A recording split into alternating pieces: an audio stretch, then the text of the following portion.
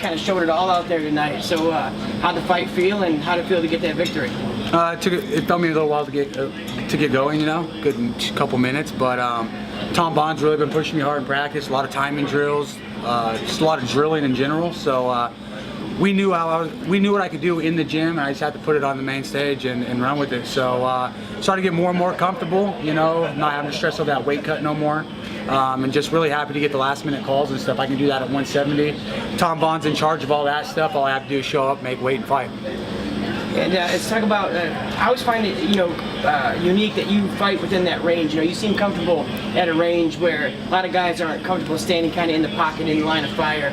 You throw a lot of things from, you know, from that range. You know, is that something that you just kind of have naturally? Or is that something that you work with Tom? Yeah, nothing's been natural. You know, I've had a natural aggressiveness, I guess. But Coach Arlene, she's my striking coach, getting me comfortable in the pocket. She really wants me to fight good at range.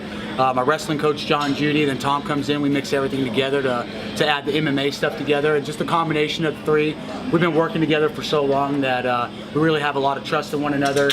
They know how to push my buttons to get me motivated, to get me to want to fight, and things are just really starting to work out. Joe Silva called Tom. Like I said, Tom lets me know I'm in shape and I'm here to fight, so things are just really panning out. And what would you like to see next? Do you like to see, you know, you're getting closer and closer to that top 10. Maybe what are you thinking? I'm not thinking of no opponents right now. The only thing is I want to go see my mom and dad out in Oklahoma and have a fish fry, get some fishing going, and that's about it, man. Maybe beat up some Oreos, and that's about it. So real happy to be here at the Prudential Center, New Jersey. You know, we're just in LA at the Staples Center. So I'm happy those guys have me on speed dial with Joe Silva and Dana, and hopefully we get another $50,000 bonus tonight. But I'm just happy to be here. Cool.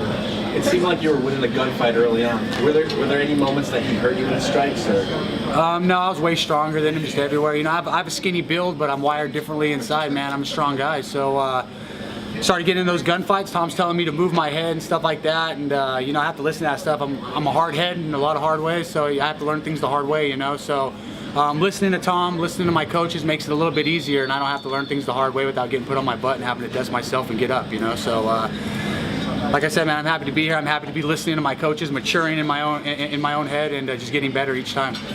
You've been mentioning your coach a lot. I mean, what is your coaches? What have they really done to you as a fighter? I mean, like, you're thanking him a lot. I mean, yeah, my coach and teammates are everything. I didn't get here by myself. We put in a lot of work, a lot of hours, hundreds and hundreds of hours in the gym. So without those guys, without my team, I wouldn't be standing here right now. We're not a super gym. We don't have a lot of big names. We have Ray Borg at 125 pounds, who's here in the UFC. But just the way we train, the way we drill, the way we try to keep injuries out of the gym, our nutrition, the proof's in the pudding, man. I had to get up out of that 155-pound division to not have to run on fumes no more, and I just feel better. And without my team, without my coaches, and my family and stuff, I wouldn't be here right now. And you know, I'm just a humble guy. I've been through a lot of ups and downs, the legal stuff, the legal battles, and I'm happy to put that stuff behind me and just focus on what I love to do. What's the difference between the 170 and 155 version of you?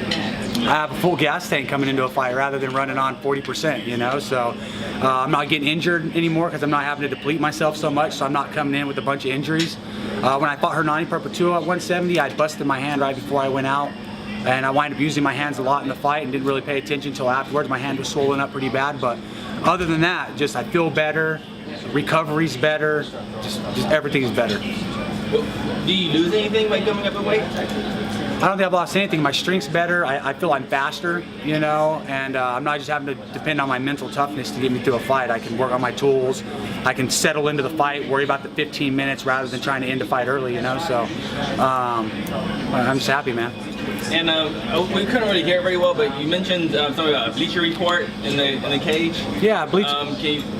I get these writers, you know, the media, they want us fighters to get better in every fight, but Bleacher Report and these guys, they're not getting better in what they write. You know, they say I'm one-dimensional, I'm a striker, and this and that.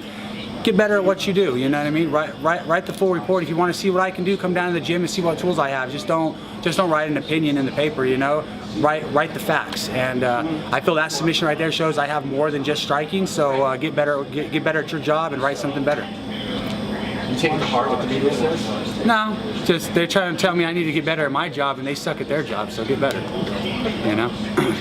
How about as an athlete, you said how you're off to a slow start. Yeah. How do you mentally change that? Like if you're running slow, you have to make a mental change to all of a sudden pick it up. How did you know I need to pick it up, and how did you do that? I got my coach yelling at me, Tom's yelling at me, and I just have to take a couple deep breaths and change the momentum, change the angle, the footwork a little bit, and just mix it up.